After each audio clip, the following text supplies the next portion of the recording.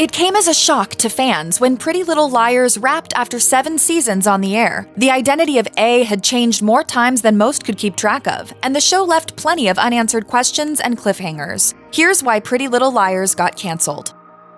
For die-hard fans who couldn't get enough of Rosewood, the news that there wouldn't be an 8th season came as a shock. The announcement of the show's cancellation came during a Facebook Live event with the show's creator, Marlene King, and the show's main cast members, Troian Bellisario, Ashley Benson, Lucy Hale, Shay Mitchell, and Sasha Peterza. The announcement was made halfway through the 7th season. Freeform's executive vice president of programming and development said about the show's ending, "Through brilliant storytelling, compelling characters, and social media phenomena, Pretty Little Liars paved the way for television shows, writers, and cast to interact and engage with audiences on a national and global scale like never before, which led the series to unparalleled success." While Pretty Little Liars had a loyal fan base, the show wasn't critically acclaimed. Shortly after its premiere, Pretty Little Liars was hit with a slew of criticism, including a pretty scathing review in the New York Post, which said, "If you are a parent of someone addicted to Sarah Shepard's Pretty Little Liars young adult novels, have I got a show you will probably hate. For the same reason your daughter will likely fall for this pretty little silly show, you will want to keep her away from it." In the premiere episode alone, viewers saw drug use, an adult relationship with a minor, and, of course, a murder. So it makes sense that parents might not have been enamored with the show. Pretty Little Liars had more twists than most of us could recall, and it left audiences with a lot of questions. Following the announcement of the show's cancellation, Marlene King said in a statement to Variety, "I'm excited for fans to finally have all of their questions answered, and I believe they will be satisfied with the wild ride that is our last 10 episodes." It's been an epic journey. We've had so much fun. I've made so many great friends. But we're not so sure that the questions were answered, and some of the cast members were left with cliffhangers too. After the cancellation of the spin-off Pretty Little Liars: The Perfectionists, Sasha Peterza, who played Alison, told Entertainment Tonight, "I would have loved more closure for the fans and more answers for me. I know everybody has Emerson questions, so I think what I've decided is to answer them myself." As Variety reported, ultimately the story had run its course, and the cast, whose contracts were up at the end of season 7, is now free to explore more projects.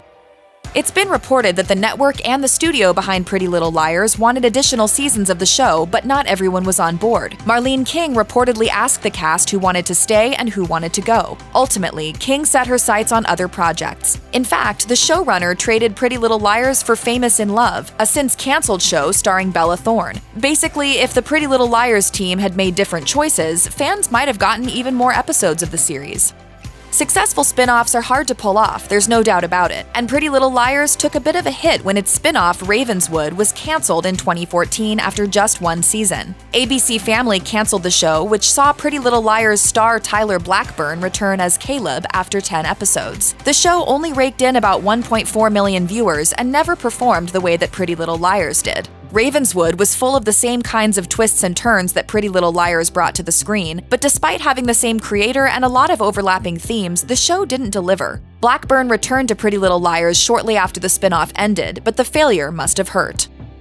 Not everyone wanted Pretty Little Liars to endure as long as it did. In fact, some viewers thought the show should have ended after season 2. As noted by Bustle, the show's plot and any sense of realness started to go downhill after the 2nd season, specifically when the series revealed that Mona was A, the girl's online bully. Of course, the Pretty Little Liars creator had other plans, though she didn't even have the idea of an Uber A until the beginning of season 5. As Troian Bellisario, who played Spencer, told Elle, "I was first told in the beginning of season 5. Marlene took me aside and told me, I have an idea, but I don't know if the network will let me do it. Then she sat me down and explained this whole ending to me. She said, you cannot tell anybody. It might not even happen. So I sat on it for over a year. Then, at the end of season 6, she said, we're going to do it." Keep the twists and turns and the OMG moments coming. It's hard to imagine that some of the cast members of Pretty Little Liars were against the show's plot. However, Troian Bellisario wasn't always on board with the show's twists and turns. It was only after a conversation with one of the show's directors that her perspective began to change. As she told Elle, "I think a lot about stories that are science fiction or fantasy. If your characters live in a world with dragons and magical powers, or in a world where we can easily travel through space and time, then your job is to play it for keeps." Of course, there weren't any dragons in Pretty Little Liars, just a lot of backstabbing. We can imagine that script reads were pretty wild for the actors bringing the Pretty Little Liars world to life.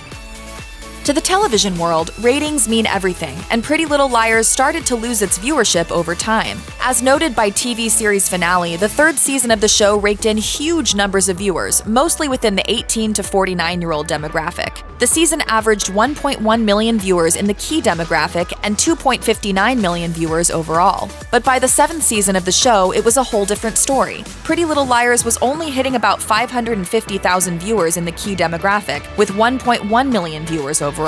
As for what contributed to the sharp decline, BuzzFeed suggested that viewers grew tired of some of the show's plot points, like the fact that Ezra had a relationship with not just one minor, but two, or that Jenna blackmailed Toby into having a relationship with her despite the fact that they were step-siblings. Some fans just didn't have it in them to see it through to the end.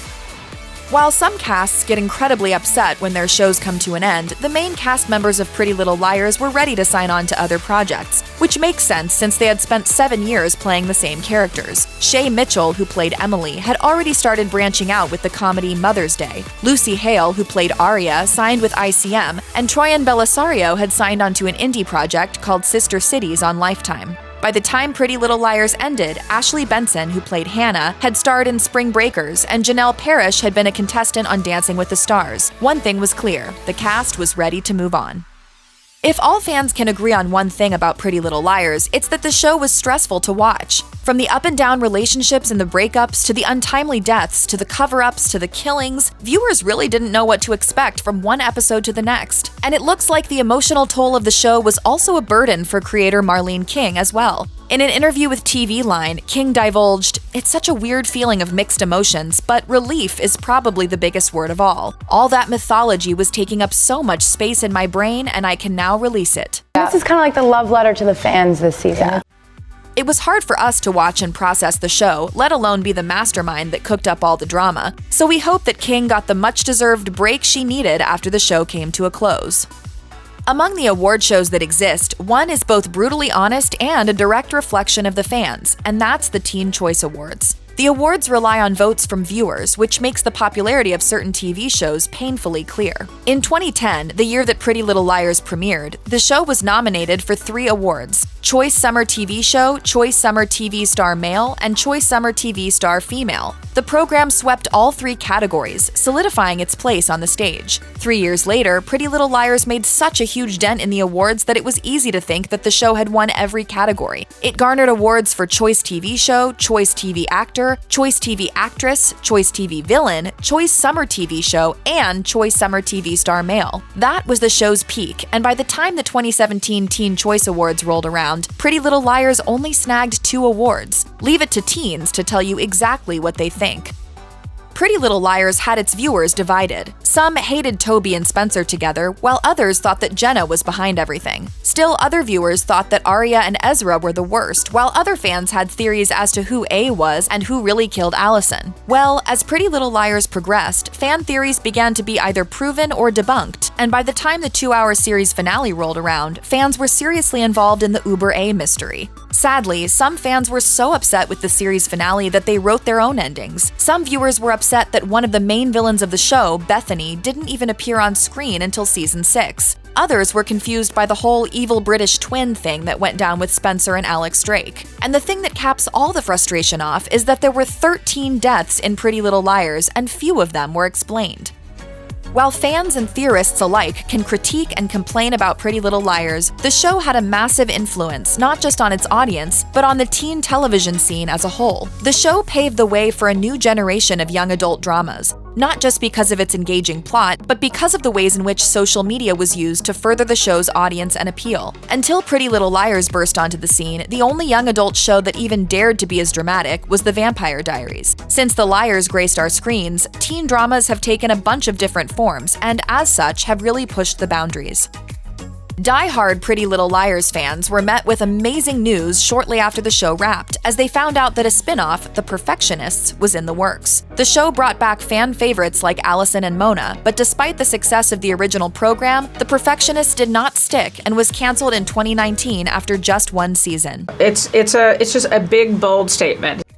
Given the ratings, it's no wonder that the show didn't last long. Pretty Little Liars at its peak had over 2.5 million viewers each week. The Perfectionists had an average of 600,000 viewers and only garnered 260,000 the night it premiered. Of course, it did leave many fans very upset, with some even taking to Twitter to air their grievances. One user wrote, "I hate networks that cancel shows on cliffhangers. The Lying Game, Star, Young and Hungry, and now PLL The Perfectionists. Looks like fans are going to have to speculate as to what their favorite Rosewood characters have been up to since the show and its spin-offs ended for good." Check out one of our newest videos right here. Plus, even more list videos about your favorite TV shows are coming soon. Subscribe to our YouTube channel and hit the bell so you don't miss a single one.